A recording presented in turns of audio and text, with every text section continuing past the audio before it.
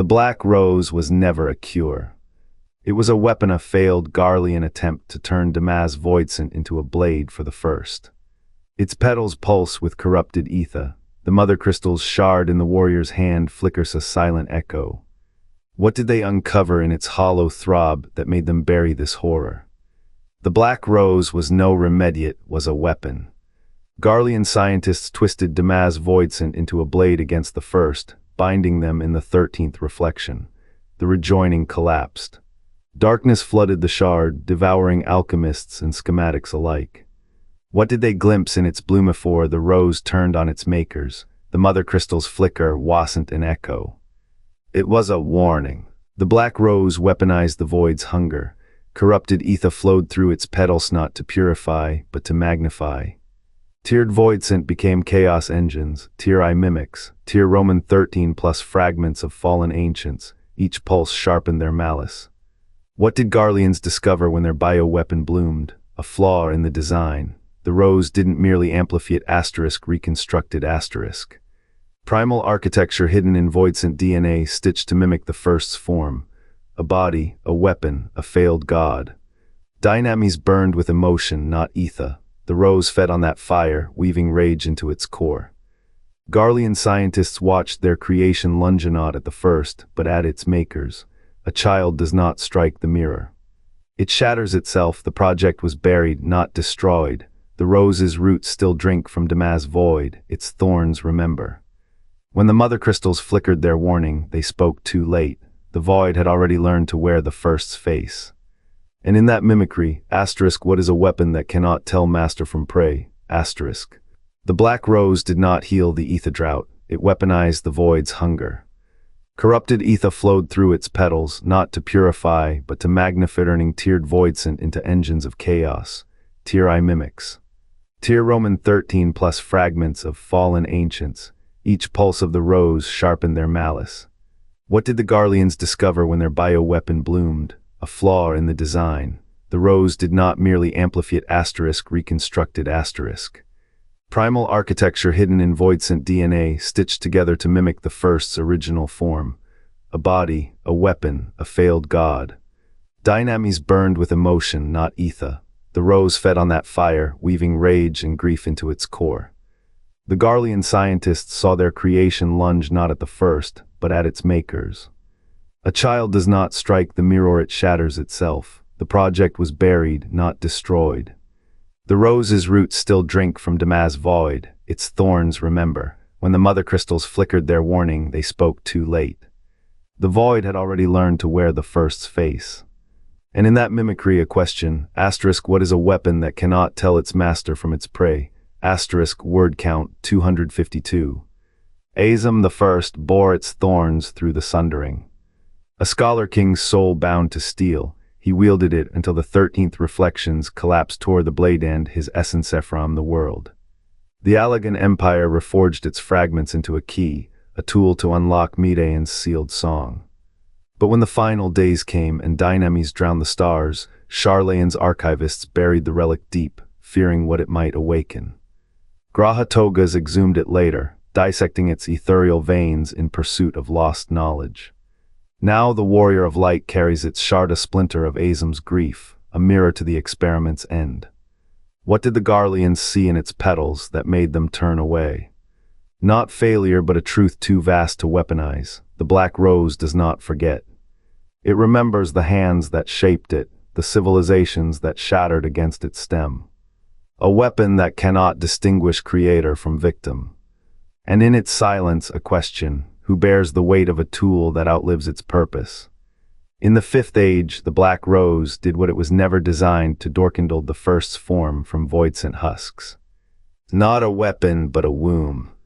The 13th reflections failed, rejoining bled into its roots, birthing a body where only corruption should have grown.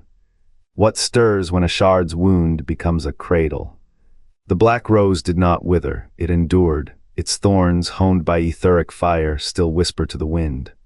The Convocation of 14, in their final act of unity, chose Zodiac not to end war, but to end debate, a celestial lock to bind the first's will, a cage forged by 13 hands and one absent void.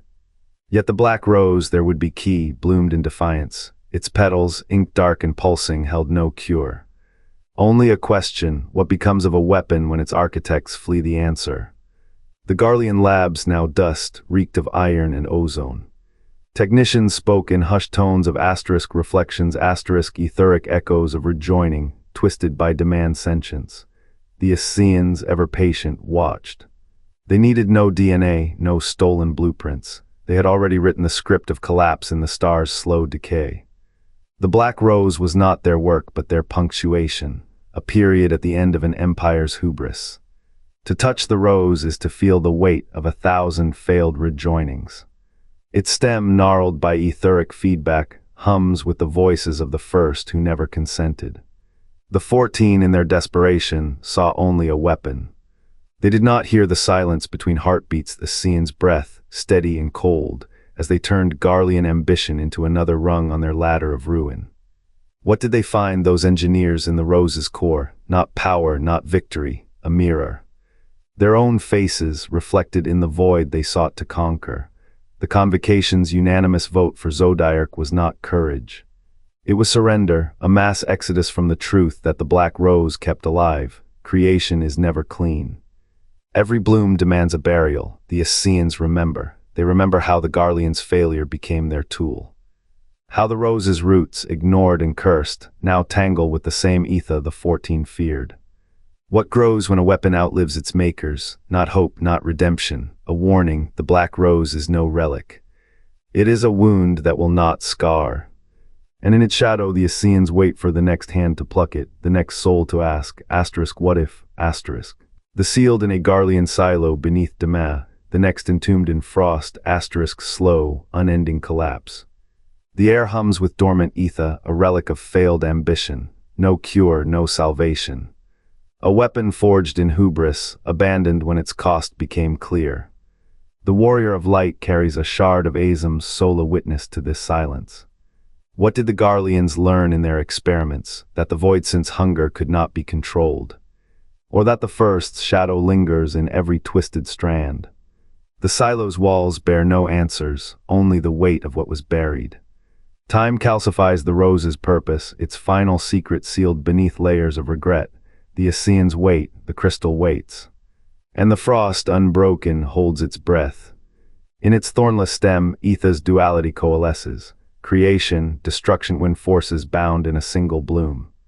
Garlean scientists did not engineer a weapon, they unraveled balance. What they sowed was not power, but a mirror. A reflection of their ambition, twisted by chaos they sought to control. The black rose did not attack the first.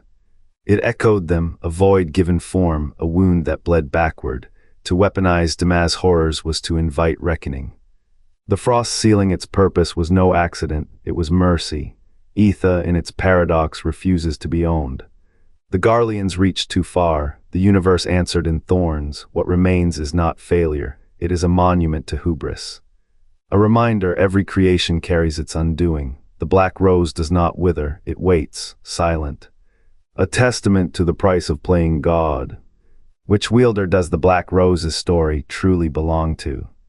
The Garleans forged it to turn Doma's Voidsent into a blade, for the first, but what terror did they glimpse in its thorns? Abandoned, its purpose buried, now the crystal tower looms, a relic designed to bind dimensions, fuel empires. What final gamble did Alagan architects make within its walls? The truth lies dormant, waiting to reshape